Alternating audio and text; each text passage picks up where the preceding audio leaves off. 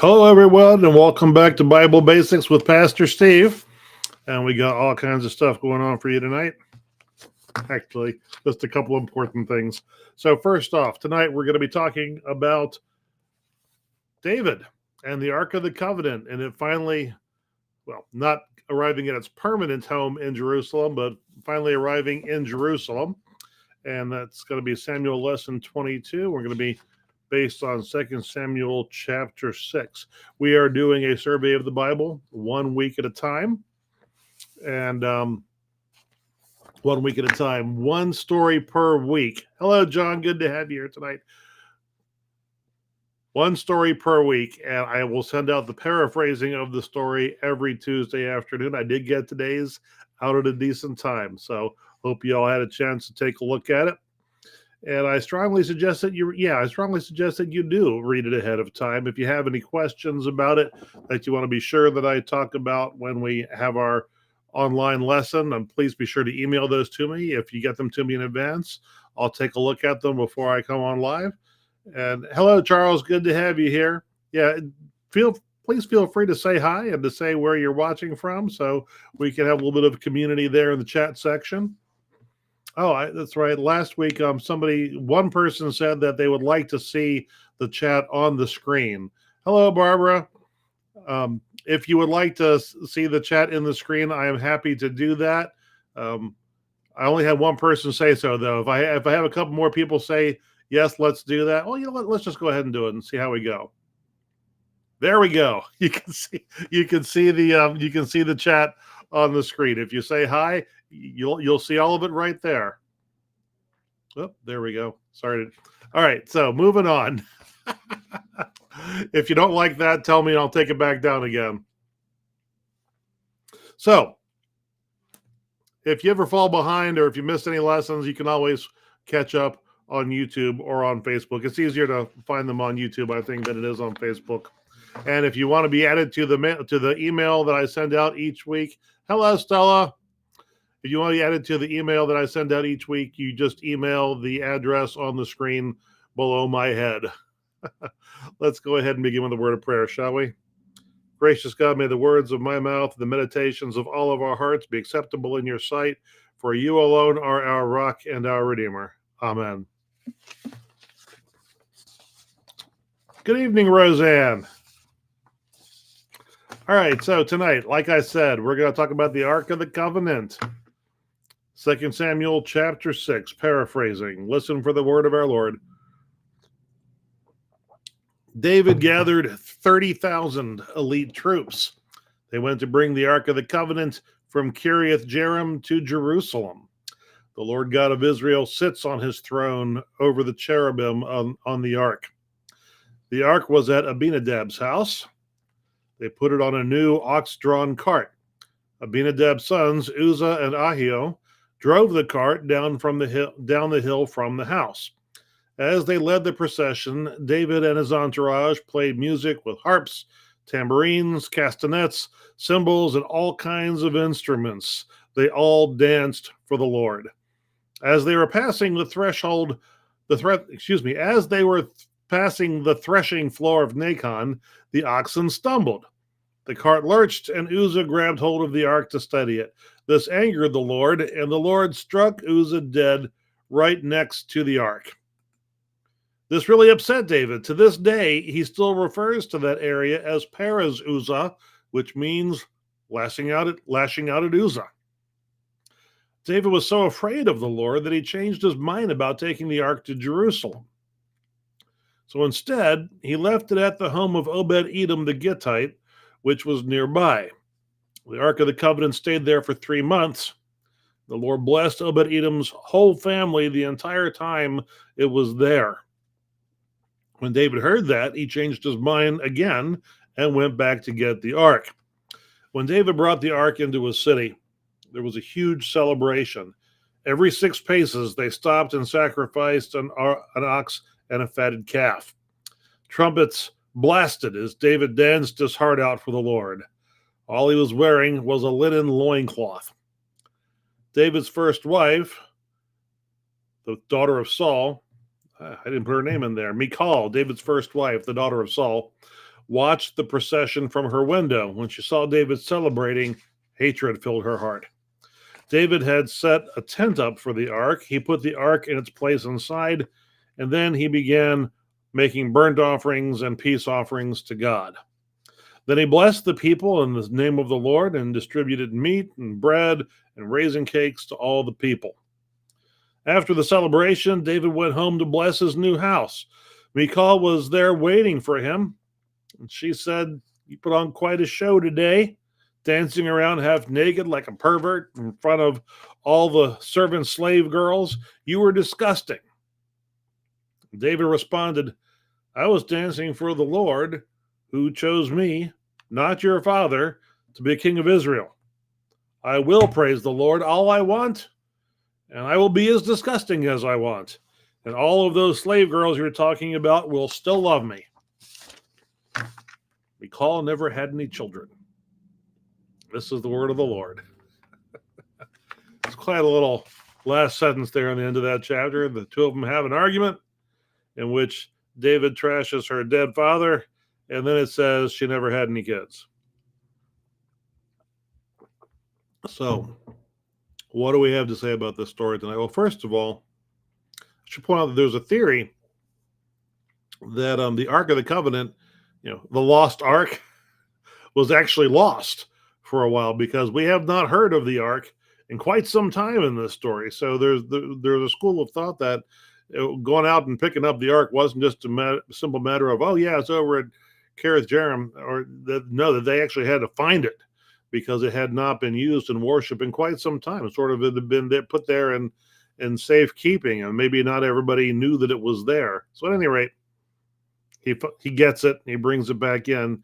And if you remember from way back when we were talking about the creation of the Ark of the Covenant, the Ark has carrying poles because it's supposed to be the throne of God, and the cherubim sitting on top form the back of the throne and the front of the throne, and the box itself is the seat of the throne, and it has rings on the sides and poles that go through it, just like if you ever see in the movies or in artwork, kings, particularly pharaohs, didn't walk around. They sat on a throne that was carried around. And that's the idea, that the people of Israel have no king, true king, other than God. And he rides around on his throne, and the people carry it around. That's how the ark is supposed to travel, by hand, touching only the poles. The rules are very specific. You don't touch the throne itself. You pick it up by the poles, and you carry it that way. There is no provision for sticking it in the back of a truck. Okay, and that's the equivalent of what they've done here. Is they've stuck the ark in the bed of a pickup truck, and it's getting jostled around as they travel, which is one of the reasons why you're not supposed to do that. And as it gets jostled around, that's when Uzzah reaches over and grabs it, and God smites him, as the Old Testament, as the King James Version says. All right. So the offense here is that the ark is not being handled reverently. Another thing I want to point out is I kind of wonder, what was David's dancing like? What did it look like? Was it a formal dance? Was it something that people would recognize as a liturgical dance? Was that a thing back then, or was it ecstatic dancing? The only time I've ever seen it depicted is in the movie King David, starring Richard Gere as King David. Not a big fan of Richard Gere myself, but he's done some good work. He was good in Chicago. And that scene, it looks like he's kind of wearing a diaper, dancing around. It's quite a spectacle. It's definitely an ecstatic kind of spur of the moment kind of dance. What was it like?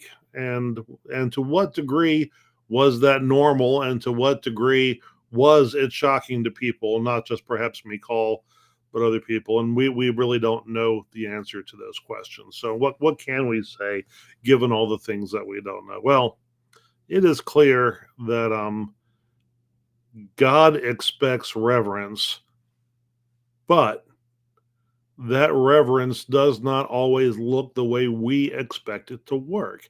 So, I don't know anybody who wasn't shocked by God smiting Uzzah the first time they read that story, because they think it sounds perfectly logical that you would transport the ark in this way, but yet God was highly offended by it. So God's understanding of the right way to handle the ark is not the same as ours.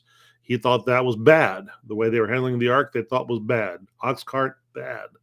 On the other hand, King David dancing around in a loincloth is apparently just fine.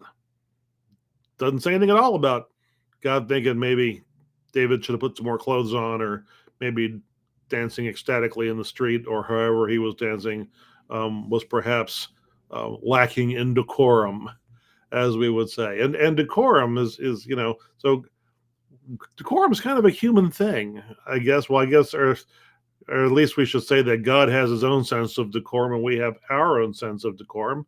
Because, okay, so in this story, putting the ox in the back of the pickup is bad.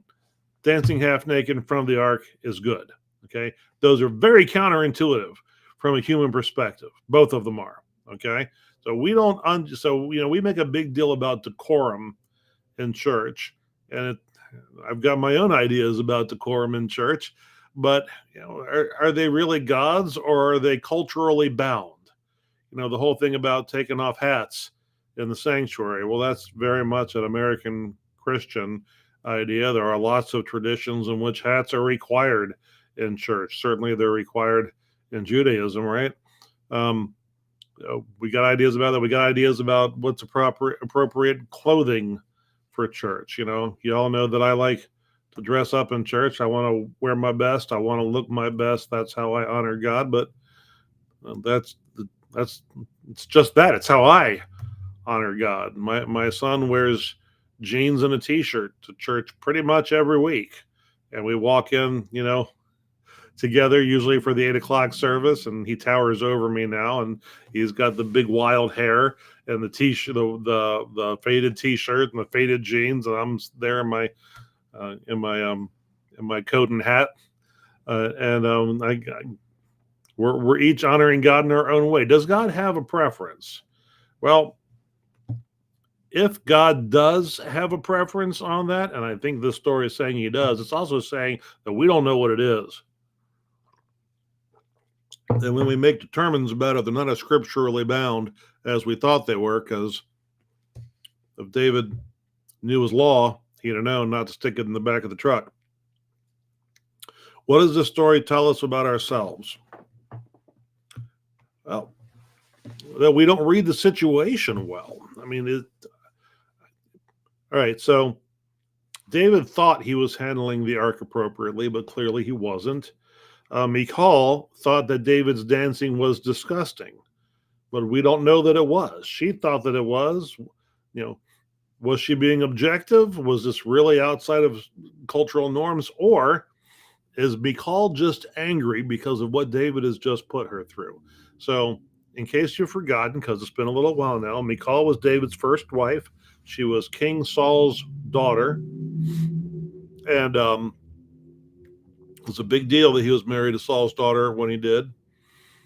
And when Saul went crazy and decided that David had to die, David had to go on the run, and Michal actually helped him escape. And so he left her, and she helped him leave because he had to flee to get away before Saul had him killed. Now, that does ultimately mean spousal abandonment, because he was gone for a long time, for years. He's gone. His marriage with Michal is effectively over. Saul gave her to somebody else to marry.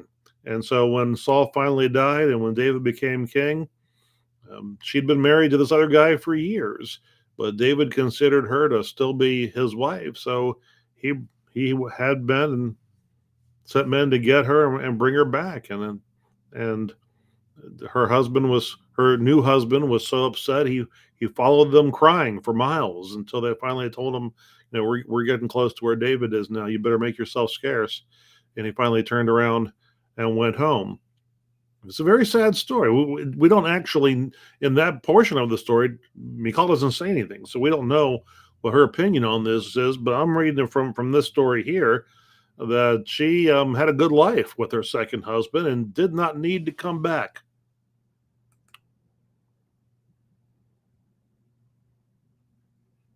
And Barry has said hi. Hello, Barry. So I'm thinking she did not want to go to Jerusalem. I'm thinking she did not want to be married to David anymore. And then when she saw this, it just put her over the edge. Okay, so Jerry says hello and good evening, and he wants us to know that he did not forget where the church is. I know you didn't, but I would love to see you again in the pew sometime soon. But we're glad to have you online too. So my point is, if Michal is angry at David, that could be influencing her judgment when it comes to David's behavior. And of course, we all do that. We all do that. Okay. So, for example, parents with kids. I've been saying for years, based on stuff I read when I was in college in my Psych 100 class, which of course makes me an expert on child rearing, that the most important thing about children with discipline is consistency, that the kids need to know what the rules are. They need to know what the penalties for breaking the rules are. They need to be consistently applied so that the kids have consistency and predictability, that they know if I do this, then this is what's going to happen. And that the way that plays out is going to be based entirely on what they did and what covenant they broke, not on the mood of the person who's inflicting punishments that day. And I felt that I had growing up, I had a lot of consistency on that, a very good understanding of what I could get away with and what I couldn't, and what my parents would react to and what they did not. I think my parents did a very good job of being consistent. Whereas I knew other people who had no consistency at all. There were days when they could get away with absolute murder, and there were days when if they made too much noise in the kitchen, all heck would break loose in the house. And it had nothing to do with what the rules were. It had everything to do with how bad a day at work one of the parents had had. And those kids had issues. Those kids had problems. You know, they didn't do well. And the thing is, all parents think they're predictable. I've told this story to my kids, and they say, "Well, I hope you don't think you're that consistent, Dad." They said you might be more consistent than some parents, but if you don't think that the mood you're in affects how you react to situations, you're wrong. Your mood does affect the way you react, and and I listen to that. They're probably right. Of course, the mood they're in affects the way they perceive my reactions as well. I'm not ignorant of that either. But my point is, this happens in church as well. So somebody does something in church. Maybe they wear something to church. Maybe they say something in church. Maybe they use a certain kind of language, and it might not bother some people, but it really upsets other people. Okay. And why is it upsetting them? Is it upsetting them because they've always thought that this behavior was wrong? Why did they always think this behavior was wrong? Is it really wrong? Or are they just in a really bad mood this day and they didn't have as much patience? Or is it because they already had negative feelings about this person already? And maybe if this person had done it, it would have been just fine. But if this person did it, that's unacceptable. See, that's how we are. That's how we are in church. We need to be self-aware. We need to be more critical of our own reactions. We should be more critical of our own reactions than we are of other people's actions. There. I think I said that right. All right, so what does this story tell us about our relationships with God and with each other? Well, let's see. I think I already covered most of this, actually. Did David do the right thing in reclaiming his wife? Okay. I wish I knew more about the norms of divorce around then. I know enough to know that divorce was the male's prerogative, not the female's prerogative, but I don't really understand. I don't know whether or not her second marriage was legally binding. Seems to me it would have been under the circumstances, but I don't really know that. And certainly David's the king, so he kind of decides what's legally binding and what's not. Um, what we do know is that from this point forward, David and Michal never had a relationship. So what's the point in keeping her in Jerusalem other than pride? Because we don't want the king's ex-wife out there living with somebody else. Yeah. To what degree does pride make its way into the decisions that we make? How often do we think that we're doing the Christian thing when really we're just defending our pride or our ego or whatever? So that's all I have for you tonight when it comes to the Ark of the Covenant. A couple of other things I'll talk about real quick. Right now, we have wrapping up upstairs in room 205 the Servant or Sucker series. So what that is, Servant or Sucker is a DVD curriculum, and the person who created it has given broad permission for people to adapt it in any way they want to. And it's a DVD curriculum. I'm not sure it's still in print. I think it is, but I'm not sure. It's not available to stream on any services, so you'd have to find a copy of the DVD. The curriculum was put together by a pastor down south who worked in a community where there's a lot of needs, like the community that we have here in downtown Hagerstown, and like folks have in some parts of DC, and like folks have in many parts of Baltimore City. You've got homeless, you've got addicts, you've got panhandlers. And the question driving the DVD is, what is the compassionate thing to do when you see need? Should you uncritically give people what they ask for, or should you do nothing? And is there a third option or a fourth option? So we're doing the curriculum, but we're adding into that. When I say we, by the way, it's not just us. Cindy Brown from our congregation and Jeannie Asbury, who is the executive director of REACH of Washington County, which is not just a cold weather shelter, but also a day resource center. And it seems like they do more stuff all the time.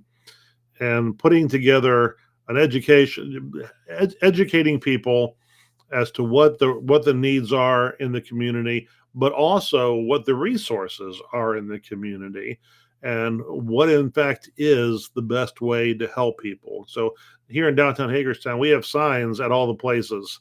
And when I say signs, I mean the city has erected signs at the intersections where people tend to panhandle, saying, change the way you give.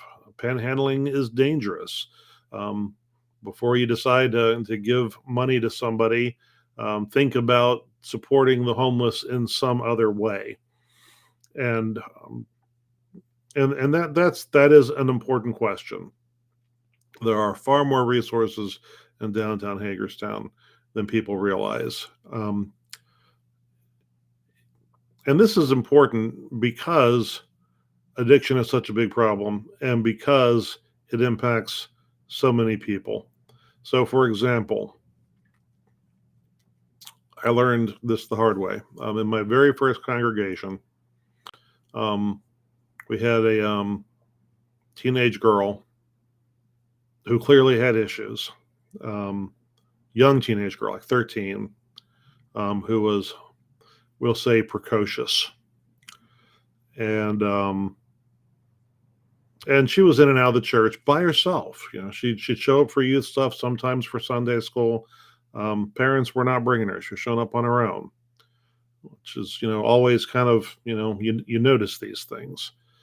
And the day I met her father was a Friday evening. I lived in a parsonage that was located right next to the church, Baltimore City, near public housing, near a train depot. And this guy knocked on the door, and I opened the door, and he introduced himself, and he said, "I'm so and so's father." I immediately knew who he was talking about. Oh, good to meet you. And he began to tell me a story that I've had heard before and I've heard since, which is that my car just broke down. It's right around the corner. I need to get it off the road and preferably to a shop. If not to the shop, at least get it to my driveway. I've got a tow truck driver waiting there by the car. I've got most of the money I need to cover it, but I'm 20 bucks shy. Can you see to give me 20 bucks?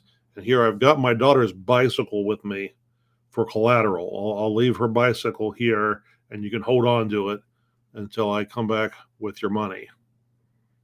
Nice.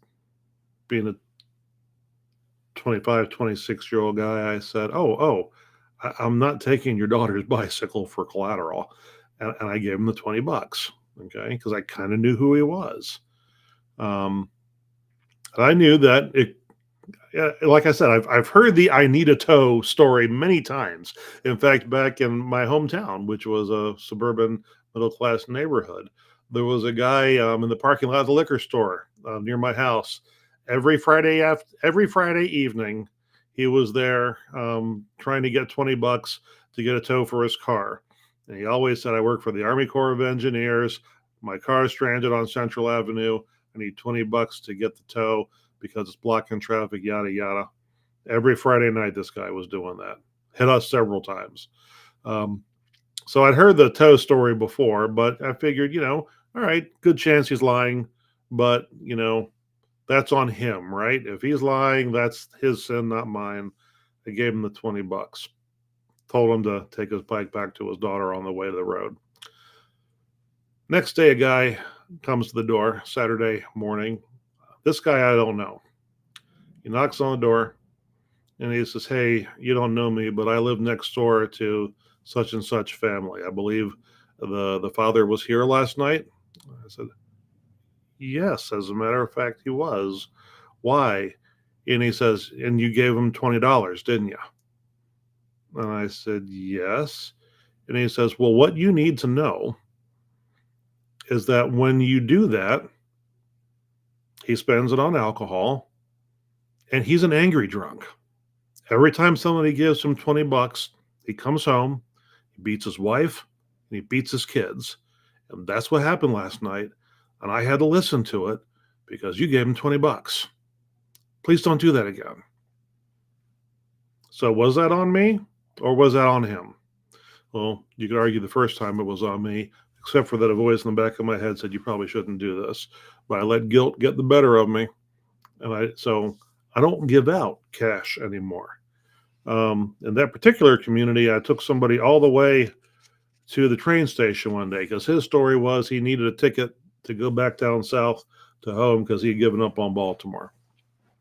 I said, "All right, I'll get you a train ticket." "Oh, no, you don't have to do that. I'll just give me the money." "Oh, it's no problem at all. The train station's about a mile from here. I'd be happy to give you a ride. Come on, get in the car." And the guy got in the car with me. I let him get in my car. And I took him to the car. I took him to the train station, got all the way up to the counter. The guy turned around and walked out of the station. He didn't want, he needed money for something else, something illegal. So I would discourage giving cash to panhandlers. And the great thing about here in Hagerstown is I got a stack of these. I got two things in my car door. One is a stack of these, and the other is a package of Narcan. Haven't ever had to use the Narcan, but I know there are people in the church who have used Narcan, so I'm ready. I'm sure my day will come. I got the Narcan and I got this, and this is a list of all the different resources that are in Hagerstown, and how to find them, how to reach them, and it's got a list of all the shelters, all the support centers, all the different places, the meals and soup kitchens. Every day of the week in downtown Hagerstown, there is a place to get a free hot meal. Many days, more than once. So when somebody says that they haven't eaten in days, if they're not new to the Hagers, if they've been in the Hagerstown homeless community any length of time, that's simply not true. They know where to get food, and it's not like the old days. We call them soup kitchens. They're not soup kitchens. It's not like the old days. We feed people, we don't just give people mush. We feed them pretty decent. Um, I mean, everybody I know who works at a soup kitchen is more than happy to eat the food that they serve to others at the soup kitchen. It's fine. Um, so there's that. There's hotlines to find whatever you need, and that is what I give to people. If you must give, if your conscience just won't let you, refrain from giving money. Although I would encourage you to refrain from giving money, at least give it to them with this, because here's the thing: if you're not going to give money, that doesn't absolve you for responsibility, okay? Because usually this is somebody who needs to be in treatment, or at a bare minimum harm reduction, okay? Because so panhandling can be a doorway to harm reduction, or I should say gateway. Panhandling can be a gateway to harm reduction, and harm reduction can be a gateway to recovery, and recovery can be a gateway to a whole bunch of other services. And as Christians, we can't just ignore what's going on. Now, if you want to ignore the panhandler because it's not safe and it's an intersection or whatever, that I totally understand, especially if they're the aggressive squeegee guys in Baltimore.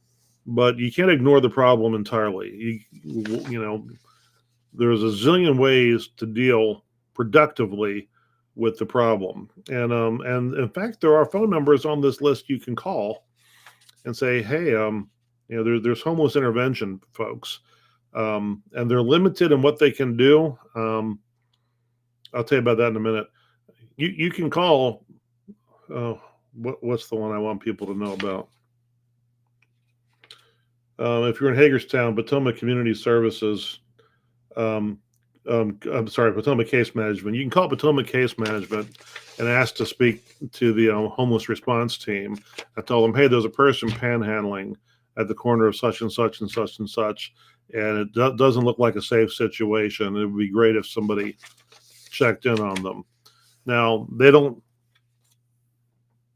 What they're limited in is if the person doesn't want to talk to them, they got to leave. In fact, they're required to ask for permission before they can come within a certain distance of them. But there's stuff that you can do. So I'm not saying don't help. I'm saying be wise. All right, so the last thing I want to talk about, so this, for those of you in the Hagerstown area, this was part one of a 6-week program, okay? And it's going to be a good program every week. I had to leave to come and do this just when the guy from the housing authority was getting ready to speak, and I kind of wanted to hear what he had to say. So I'm sad that I missed that. I'm going to miss the last speaker each night, but that's okay. I'm happy to be here with you guys. But if you are in the Hagerstown area, I'd encourage you to participate in this program and watch this video the next day on reruns.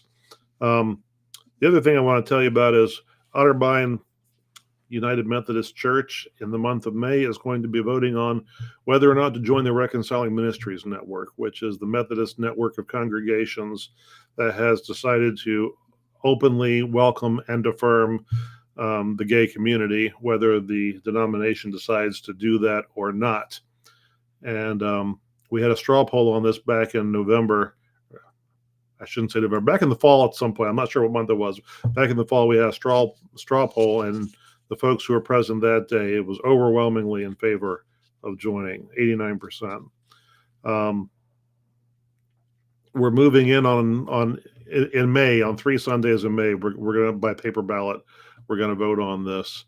And the thing that I want to mention is that it's come to my attention that there are folks who are no longer active in this congregation, are still members but are no longer active, have not been attending for years or participating in any way, and are not only intending to show up to vote against this, but are actively recruiting others to kind of stuff the ballot box. And that really saddens me.